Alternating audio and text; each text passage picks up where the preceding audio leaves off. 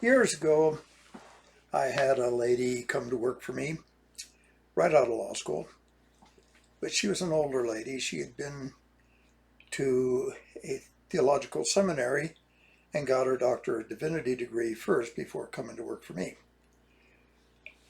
I had her cover a case for me in county court in Jefferson County. And she came back to the office and had some really interesting comments. This was her first court appearance, and she was watching, a very bright woman. And she came into my office and I said, "Well, what do you think?" And she said, I did my doctoral dissertation on apocalyptic thinking. And I have just seen the best example of apocalyptic thinking that I could ever imagine. The whole court is run on that philosophy. If you don't stop crime here, they'll murder your wife. Or if you don't stop this'll happen or that'll happen. Uh, if you don't stop marijuana, your wife or daughter is going to become a heroin addict and maybe a white slave. If we don't stop commies in Vietnam, we have to stop them at Golden Gate Bridge, etc., etc., etc. So for the actor with apocalyptic thinking, he has to do something now or to prevent an apocalypse, or something bad is going to happen to society or to everybody or whatever. So we get that ingrained into us at a very young age.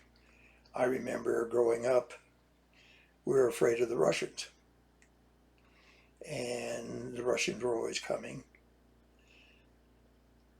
And then they set up Sputnik, and all of a sudden, it wasn't a nuclear arms race, it was a space race. And we had to catch up with the Russians because they got into space before we did. And it turned into super paranoia. And pretty soon, you had a whole generation that figured, well, we had duck and cover exercises, we had fire drills, and then in Loveland, where I went to school, we had what they call nerve gas drills. And that was because there was a nerve gas factory upstream from us, so to speak. So nerve gas, if it was a true gas, there wasn't much you could do if you didn't have an epinephrine pen. But if it was the sprinkled type, the water, the droplets, then you recycle through the shower. So you grow up with all of that. There was a missile silo 8 miles from my house. The U.S. Missile Command was 50 miles from my house. North American Air Defense Command was 80 miles from my house. The whole Front Range was honeycombed with missiles, and we had sort of this underlying fear. Well, pretty soon, about the time I started high school, things started changing because there's a whole bunch of us thought, well, there's not much we can do if the Russians cook off a few nukes or whatever. There's nothing at all we can do, so why worry about it? And Mad Magazine came out with a thing called, with a slogan called "Chi me vexare," which meant "What me worry."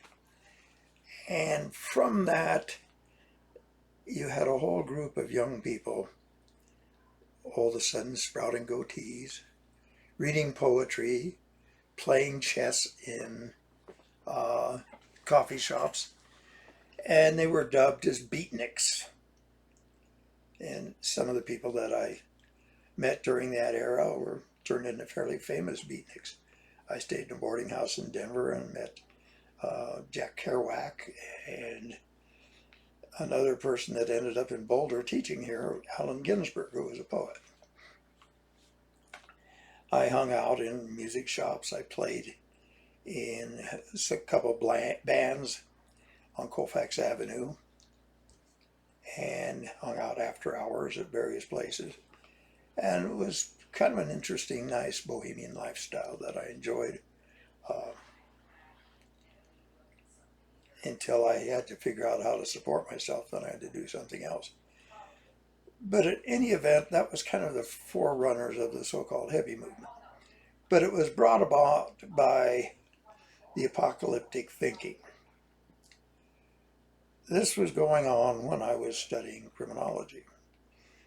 And one of the interesting things when I went to law school was a case called Mapp versus Ohio, where the Supreme Court of the United States applied certain standards to the states, saying that you couldn't knock the shit out of prisoners to get confessions, you couldn't break down doors without warrants, you had to advise people of their rights,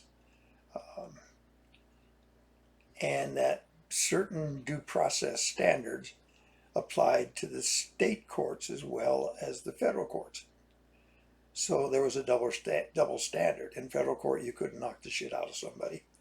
And in state court, you could. And in the federal court, you could suppress a confession. In the state court, you may or may not be, depending on the state law. Well, they made that unified and changed it quite a bit. So, at that point, there was also this idea that law enforcement was supposed to be punitive. And I think that started back in the Haymarket days, back in the Ludlow days, where industry called on the police as their own little suppressive force to enforce work laws and to put down worker rebellion, unions, and things like this. So the police departments sort of developed a class consciousness. And I think it was not intentional, it just turned out that way because they understood who was paying the taxes and supporting their salaries and things like this.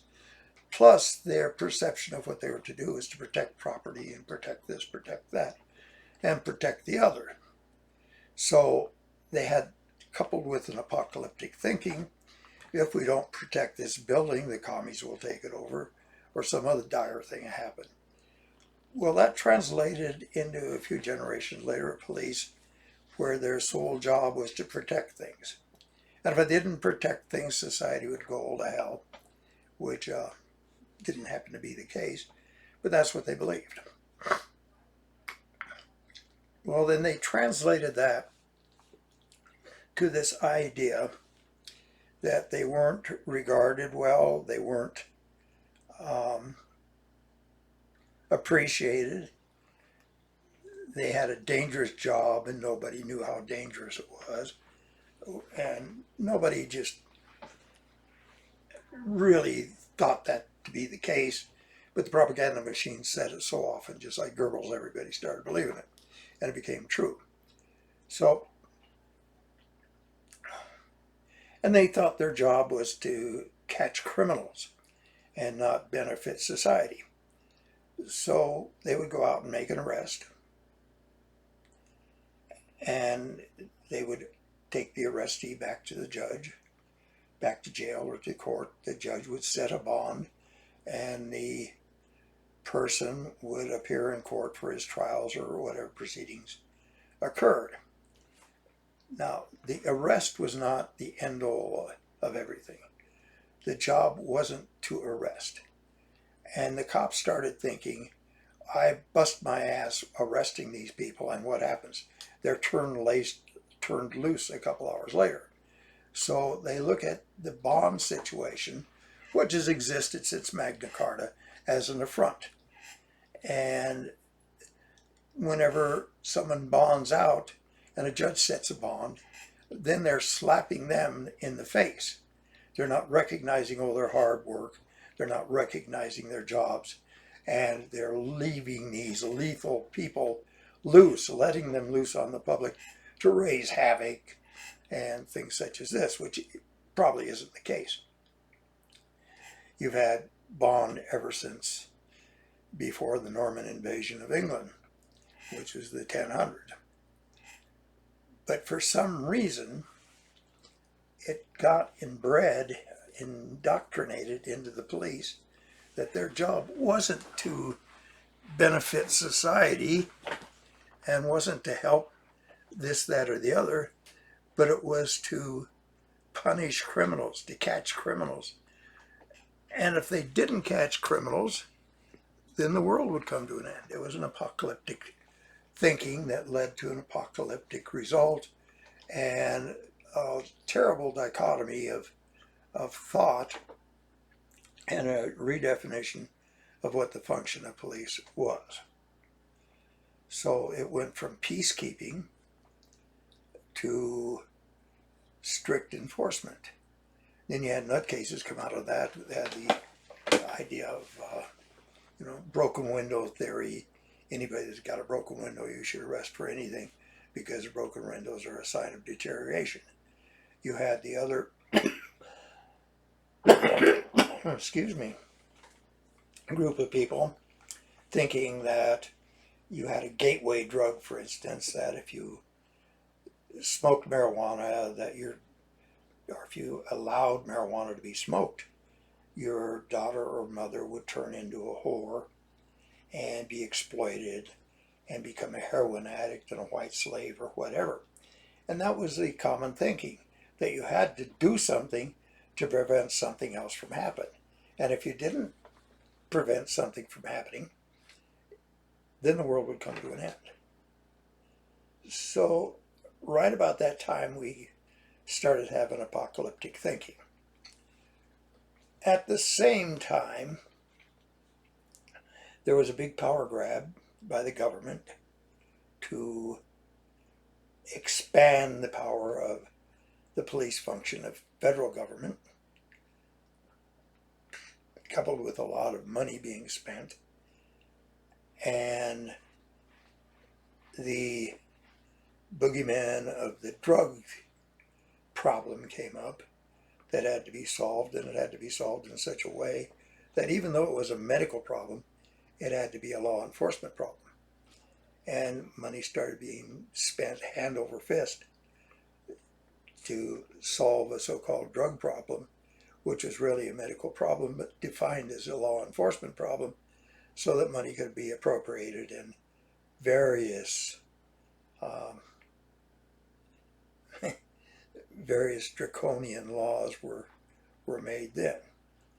At the same time, they decided they needed specialized training for police, and we needed professional police, because the police function wasn't to aid the community anymore. The police function was to catch criminals and protect society from real or imaginary enemies.